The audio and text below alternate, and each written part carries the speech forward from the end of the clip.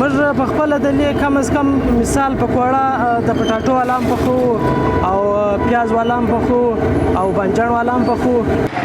زما نوم چې دی محمد اسحاق کاکړ دی او زه په خپل زما رایج چې دی په پښین کې دی او موږ د ډېره وخت څه مثال د لې د هغه د پکوړه کار دی د کویا او جلبۍ د دې کار تقریبا کم از کم د مخکې چې زما پلار دا دکانداري کړې وه کم از کم 50 کاله هغه کړې وله د اوس دا 25 کاله کېږي زه په خپله د هغه د پکوړه کار دی کم از کم 15 کاله دا زموږ د هغه پکوړه کار دی د لې په چمن کې.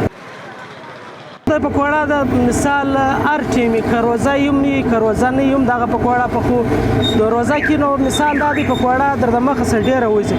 مثال موږ د روزې څخه مخکې چې دا ډېره وباسو 40 35 دا ته راباسو په روزه کې موږ کم از کم 100 110 دا ته موږ د دې کیلو باسو. ټونه اوس دا ټیم شي په 1540 کیلو چلو د پکوړه ده.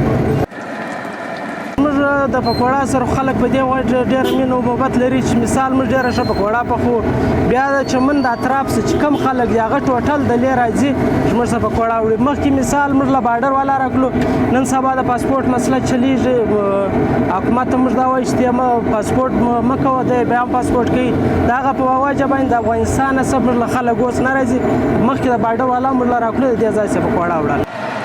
خلکو پر بارډر باندې روزګار ولو خلک لو راکلو د مخصن دپاره به څه پیدا کړله اوس هر یو بیکاره دی چې مثال مخکې موږ پر دا ځای باندې 50,000 روپۍ سودا کوله اوس په دا روژه کې موږ 40,000 35,000 روپۍ مثال موږ پر دا باندې پکوړه باندې سودا کوو.